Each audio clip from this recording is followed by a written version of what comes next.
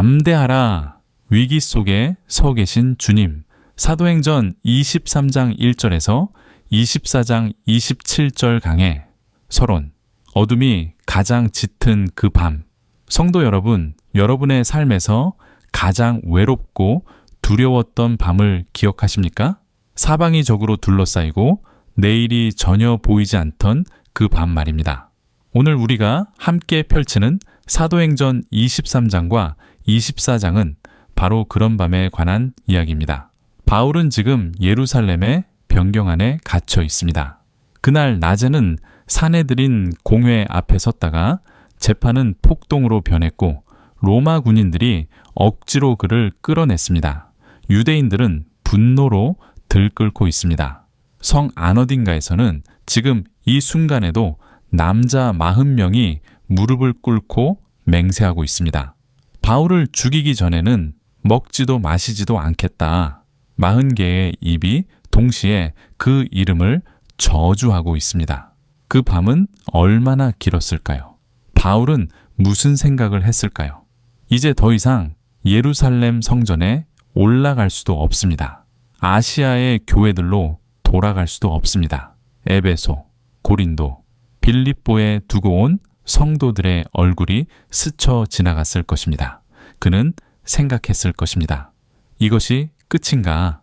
그런데 바로 그 밤 놀라운 일이 일어납니다. 사도행전 23장 11절. 오늘 우리 설교의 심장부 되는 말씀입니다. 우리가 함께 읽겠습니다.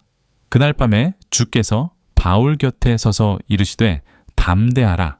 네가 예루살렘에서 나의 일을 증언한 것 같이 로마에서도 증언하여야 하리라 하시니라. 23장 11절입니다. 주님께서 그 어둠의 밤에 바울 곁에 서셨습니다. 오늘 이 말씀이 우리 모두에게 살아 역사하기를 기도합니다. 본론으로 들어가겠습니다. 본론 1.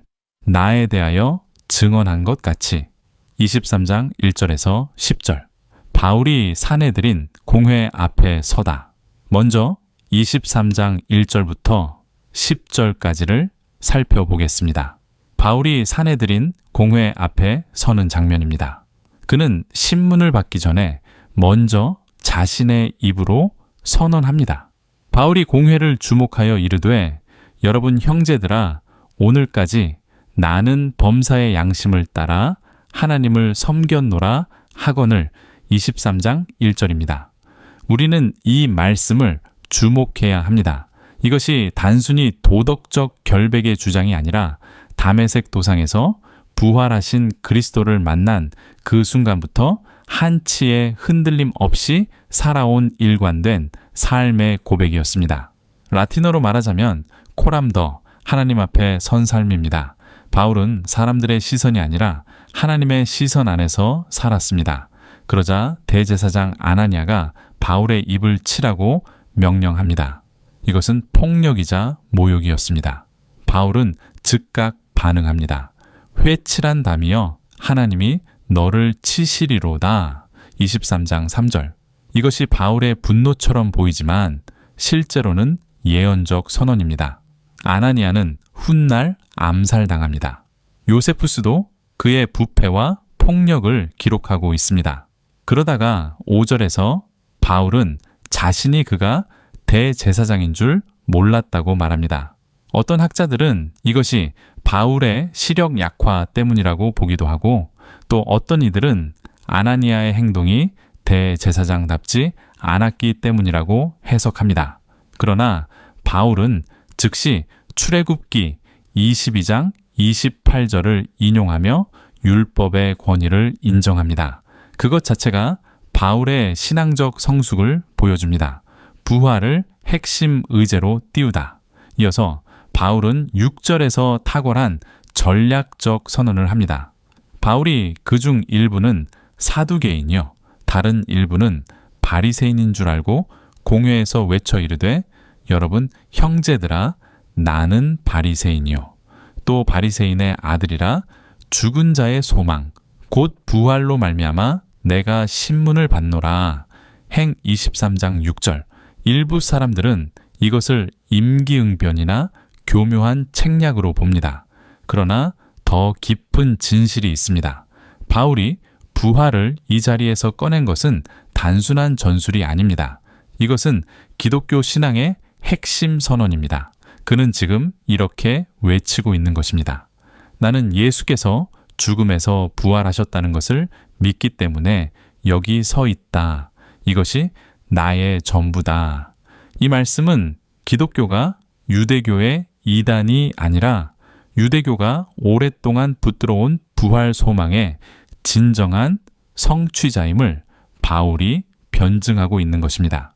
예수님의 부활은 갑자기 하늘에서 떨어진 이야기가 아니라 이스라엘 전체의 역사가 향해 온 그 목적지였습니다.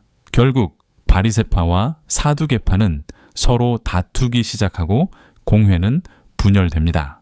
로마 천부장 글라우디오 루시아는 바울이 찢겨 죽을 것을 두려워하여 군인들을 보내 그를 빼내어 변경으로 데려갔다고 10절에서 말씀합니다. 찢겨진다는 끔찍한 단어를 사용하여 당시의 분위기가 얼마나 위협적이고 험악했는지를 말해줍니다. 다행히도 첫 번째 위기는 이렇게 마무리됩니다. 그러나 더 큰 위기가 어둠 속에서 준비되고 있었습니다. 본론이 가장 어두운 밤에 곁에 서신 주님. 23장 11절. 오늘 본문의 심장. 사도행전 23장 11절. 자, 이제 우리 설교의 가장 핵심 본문에 이릅니다. 사도행전 23장 11절입니다. 다시 한번 천천히 읽겠습니다. 그날 밤에 주께서 바울 곁에 서서 이르시되 담대하라. 네가 예루살렘에서 나의 일을 증언한 것 같이 로마에서도 증언하여야 하리라 하시니라. 23장 11절입니다. 그날 밤에 이 짧은 표현 하나가 얼마나 많은 것을 담고 있는지 주목하십시오. 낮에 사내들인에서 쫓겨나고 성 안에 암살자들이 도사리고 있는 바로 그 밤입니다. 이 시점은 바울이 가장 깊은 고립과 두려움 속에 있었을 때입니다. 성경을 통틀어 하나님은 항상 사람이 가장 낮아진 그 밤에 찾아오셨습니다. 야곱이 야복 강가에서 홀로 남겨진 밤, 엘리야가 로뎀나무 아래에서 죽기를 원하노이다 하던 밤, 겟세마네에서 예수께서 땅에 얼굴을 대시던 밤. 하나님은 밤의 하나님이십니다. 낮의 성공이 아니라 밤의 고통 속에서 당신을 드러내셨습니다. 왜냐하면 우리가 혼자가 아니라는 것을 하나님께서 직접 증명하신 것입니다. 주께서 곁에 서서 존재론적 임재. 다음으로 주께서 바울 곁에 서서라는 표현을 보십시오. 원어 그리스어에서 이 단어는 바로 옆에 와서 섰다는 뜻입니다. 멀리서 지켜보신 것이 아닙니다. 창문 너머로 내려다보신 것이 아닙니다. 직접 그 어두운 방으로 걸어 들어오셔서 바울 옆에 서셨습니다. 이 표현을 그리스도 현현으로 학자들은 규정합니다. 부활하신 예수님이 직접 바울에게 나타나신 것입니다. 이것은 다메섹 도상의 사건과 연결됩니다. 그때 바울을 부르셨던 그 예수님이 지금도 살아계시고 지금도 역사 속에서 활동하고 계십니다. 이것은 단순한 위로의 환상이 아닙니다. 이것은 예수 그리스도의 존재론에 관한 가장 강력한 선언입니다. 예수님은 과거에 죽었다가 살아나신 위대한 인물이 아닙니다. 그분은 지금 이 순간 두려움에 떠는 당신의 종의 방으로 들어오실 수 있는 살아계신 주님이십니다. 시공간을 초월하여 고난받는 자의 현장으로 찾아오시는 임마누엘의 하나님이십니다. 여러분, 예수님을 믿는다는 것은 먼 하늘 어딘가에 계신 분을 향해 기도하는 것이 아닙니다. 그것은 지금 내 곁에 서 계신 분을 신뢰하는 것입니다. 바울에게 나타나셨던 그 주님이 오늘 이 자리에도 여러분 각자의 삶 속에도 함께 계십니다. 담대하라. 이는 명령이 아니라 약속입니다. 주님은 바울에게 담대하라고 말씀하십니다. 이것이 그냥 격려의 말처럼 들리지만 원문의 뉘앙스는 훨씬 강합니다. 이것은 내가 여기 있으니 너는 담대할 수 있다는 약속입니다. 예수님은 결코 당신의 종을 혼자 두지 않으십니다. 담대함은 우리 내면에서 스스로 만들어지는 것이 아닙니다. 그것은 주님의 임재로부터 흘러나오는 것입니다. 로마에서도 증언하여야 하리라. 사명의 보증. 마지막으로 주님은 로마에서도 증언하여야 하리라고 말씀하십니다. 이 하여야 하리라는 표현은 헬라어로 데이인데 이것은 하나님의 계획에 의한 필연성을 가리킵니다. 바울의 생명은 지금 유대인 암살단의 칼에 달린 것이 아닙니다. 벨릭스 총독의 결정에 달린 것도 아닙니다. 하나님의 계획에 달려 있습니다. 이것을 사명의 신학적 보증이라고 부릅니다. 하나님이 로마에서의 증언을 약속하셨다면 그것이 성취될 때까지 바울은 죽을 수 없습니다. 40명의 결사대가 있어도 총독이 이 년을 가두어도 로마행 배가 폭풍에 난파될지라도 바울은 로마에 도착할 것입니다. 왜냐하면 하나님의 말씀은 환경에 매이지 않기 때문입니다.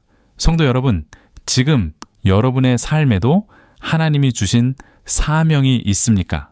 그렇다면 그 사명이 완성될 때까지 하나님은 반드시 여러분을 보호하십니다.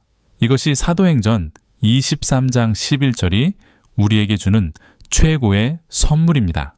본론 3, 40인의 맹세와 하나님의 섭리. 23장 12절에서 35절, 인간의 악한 계획, 하나님의 선한 섭리. 23장 12절부터 이야기는 다시 긴장감이 고조됩니다. 바울이 변경에서 주님의 말씀을 받은 바로 그 다음 날 아침 성 안에서는 무서운 음모가 시작됩니다. 날이 샘의 유대인들이 당을 지어 맹세하되 바울을 죽이기 전에는 먹지도 아니하고 마시지도 아니하겠다 하고 이같이 동맹한 자가 40여 명이더라. 23장 12절에서 13절입니다. 40명이 금식하며 맹세합니다.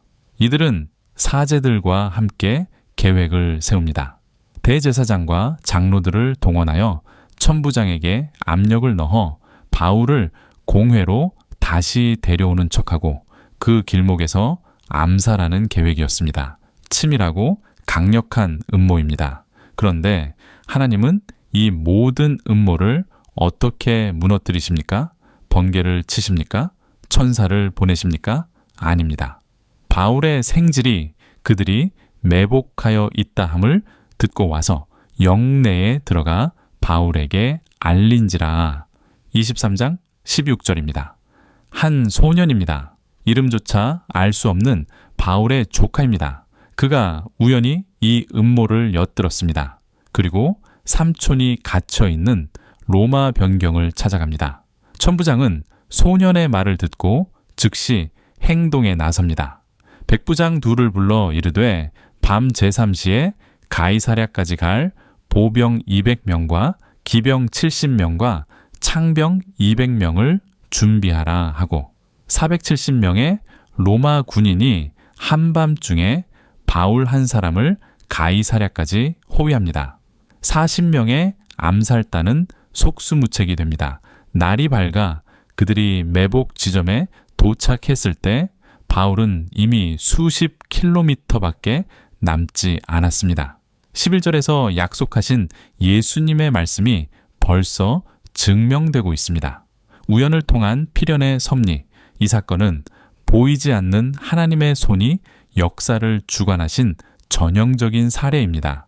하나님은 여기서 초자연적인 기적을 사용하지 않으셨습니다. 이름 모를 소년 1명, 로마의 군사규정, 천부장의 분별력, 이 모든 것이 하나님의 손 안에 있었습니다. 이는 아이러니한 은혜입니다. 기독교를 박해하는 로마 제국의 군대가 복음의 전도자를 보호하는 하나님의 도구가 된 것입니다. 성경은 이것을 가리켜 모든 것이 합력하여 선을 이루느니 라는 로마서 8장 28절의 말씀은 우리에게 밝히 말씀하고 있습니다. 생각해 보십시오.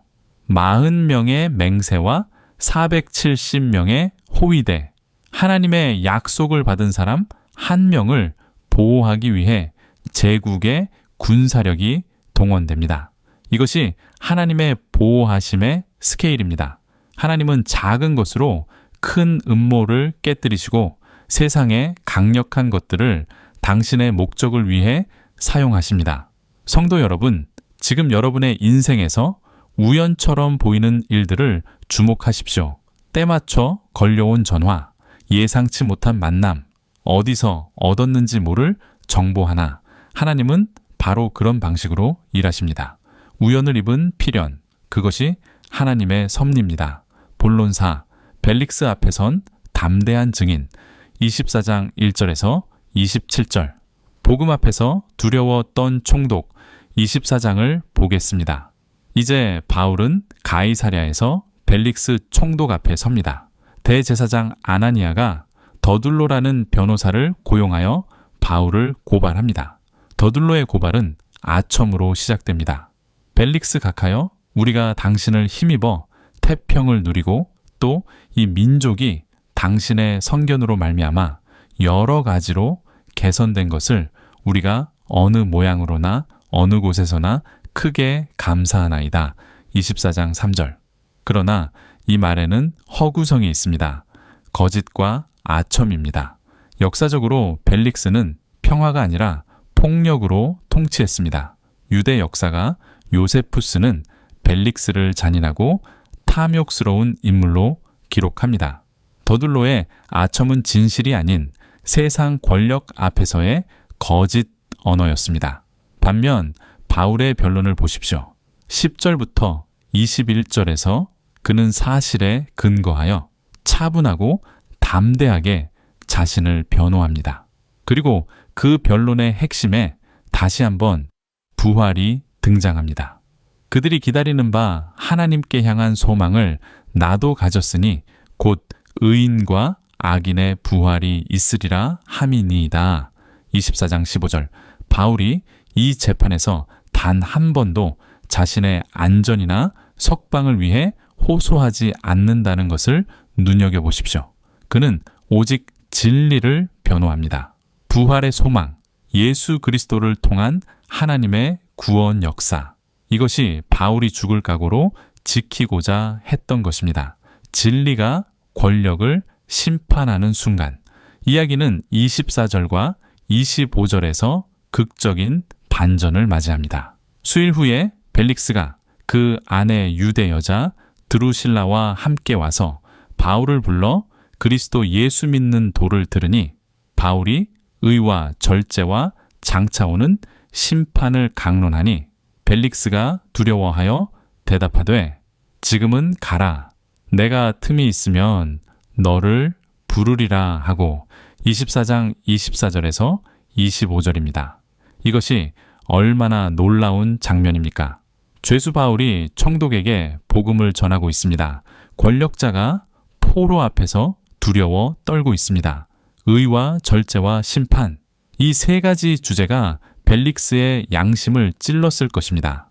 그는 형의 아내 드루실라를 빼앗아 살고 있었고 뇌물을 받으며 재판을 지연하고 있었습니다.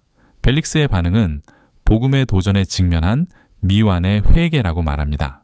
그는 진리에 감동받았지만 결단하지 않았습니다. 지금은 가라, 틈이 있으면 부르리라. 이 말이 얼마나 슬픈 말입니까?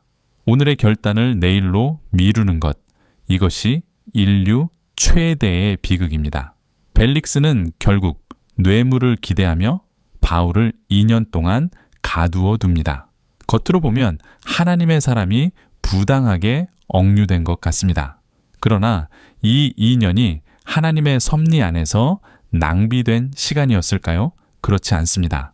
하나님은 이 침묵의 시간에도 일하고 계셨습니다. 많은 학자들은 이 시기에 누가가 복음서를 위한 자료를 수집하고 바울 자신은 로마 여행을 위해 영적으로 준비했다고 봅니다. 하나님의 지연은 낭비가 아닙니다. 그것은 깊은 준비입니다. 결론. 오늘 밤 주님이 당신 곁에 서 계십니다. 사랑하는 성도 여러분, 오늘 사도행전 23장과 24장을 통해 우리는 세 가지 위대한 진리를 만났습니다. 첫째, 예수님은 살아계신 주님이십니다. 그분은 2000년 전 팔레스타인의 역사적 인물이 아닙니다.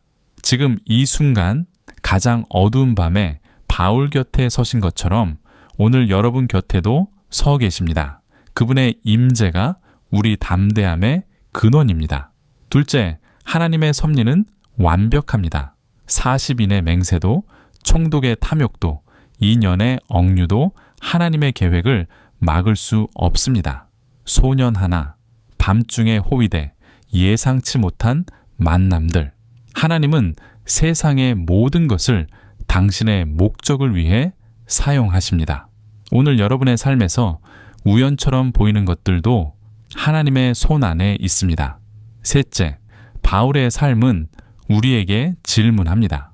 나는 무엇을 위해 살고 있는가? 나는 무엇을 위해 죽을 각오가 되어 있는가? 바울은 부활하신 예수 그리스도를 증언하기 위해 모든 것을 내려놓았습니다. 그것이 그의 인생 전부였습니다. 오늘 우리에게 묻습니다. 우리의 삶에서 타협할 수 없는 단 하나, 그것이 무엇입니까? 지금 이 순간 여러분의 삶에 23장 11절의 밤이 있습니까? 사방이 막히고 내일이 보이지 않고 적들이 도사리고 있는 것 같은 그 밤이 있습니까? 그렇다면 오늘 이 말씀을 붙드십시오. 담대하라. 주님이 당신 곁에 서 계십니다. 당신의 사명이 완성될 때까지 하나님은 반드시 당신을 지키십니다. 세상은 당신을 가둘 수 있습니다. 그러나 하나님의 말씀은 매이지 않습니다. 하나님의 계획은 멈추지 않습니다. 바울처럼 우리도 부활하신 주님을 신뢰하며 우리에게 주어진 로마를 향해 나아갑시다. 담대히 복음을 증언하며 세상 끝까지 그 이름을 선포하는 제자들이 되기를 주님의 이름으로 간절히 축원합니다. 아멘. 끝까지 들어주셔서 감사합니다.